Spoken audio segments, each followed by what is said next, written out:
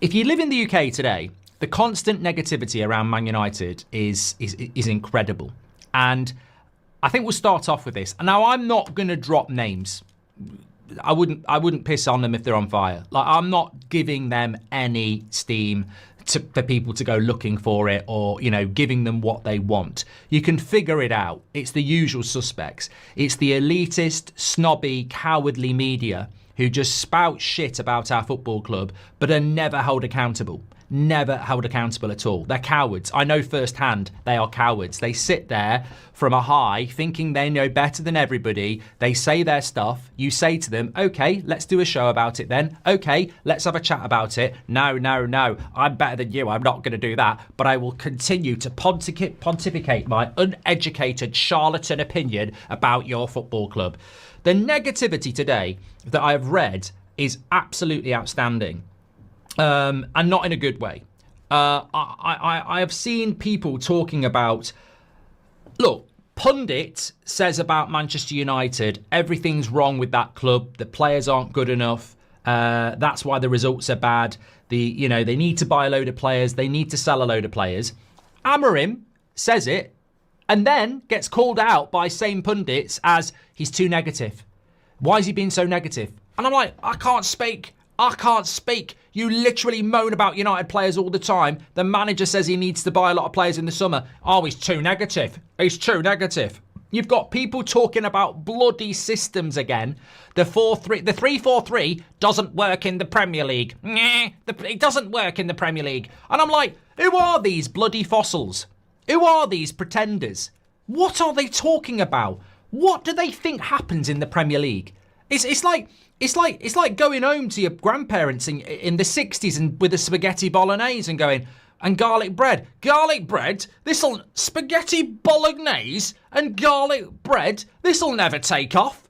This is England. We'll never eat this. Where'd you get this from? Italy. What? Well, this'll never work. No one's ever going to eat garlic bread and spaghetti bolognese. We don't do that here in England. We don't do that. We do stew and dumplings. We don't do bolognese and garlic bread. And I feel like we're in that sort of world again.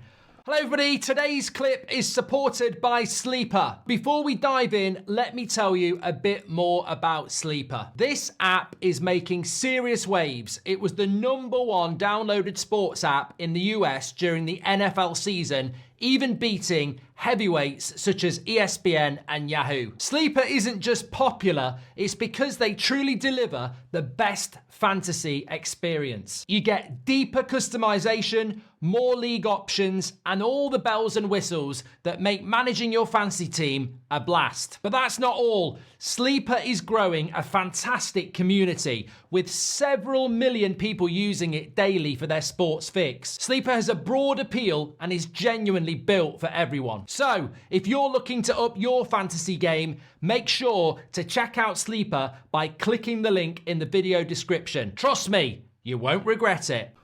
3-4-3 will never work in the Premier League. We know what we like. We like 4-4-2 and we like it Upham. And we're not talking in a porn way. We mean like long balls, fight, physicality.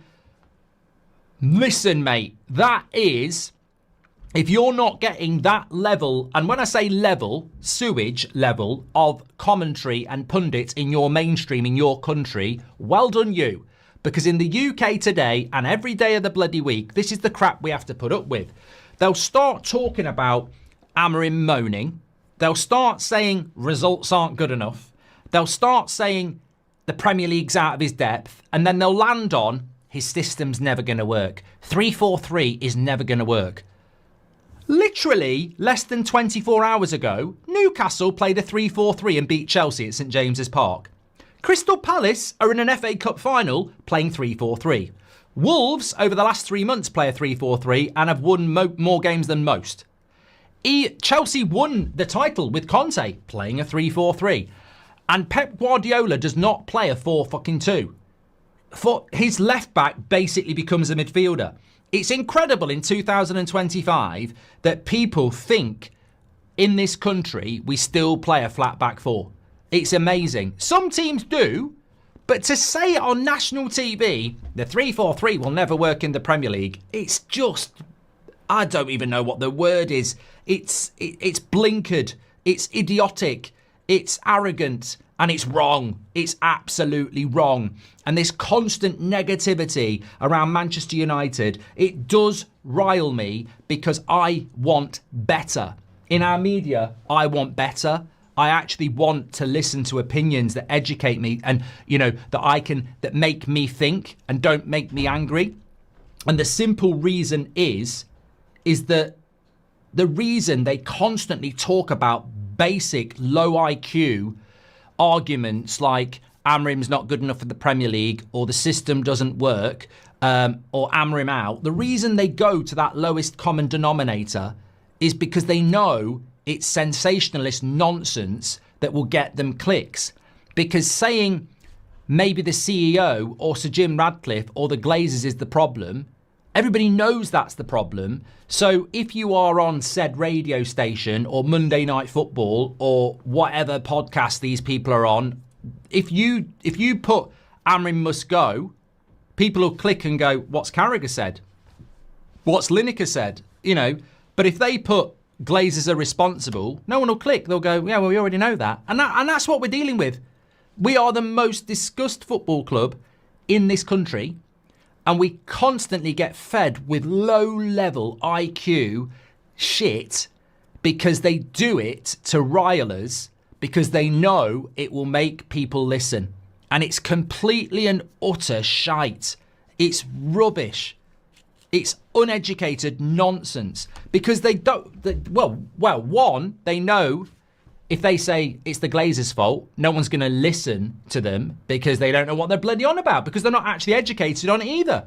They're not. They're basically thick. They've got no fucking idea. System, Amorim. That's all their brains can compute because they don't actually do any bloody research. You ask these prats what they think the problem is at Man United. Oh, at the end of the day, it's the manager. It's the system. It will never work over here. What's he going to do next? Bring over Portuguese lager? We're not going to drink that here. We don't drink that here. It's just absolute nonsense. And they're not educated enough. They're not intelligent enough.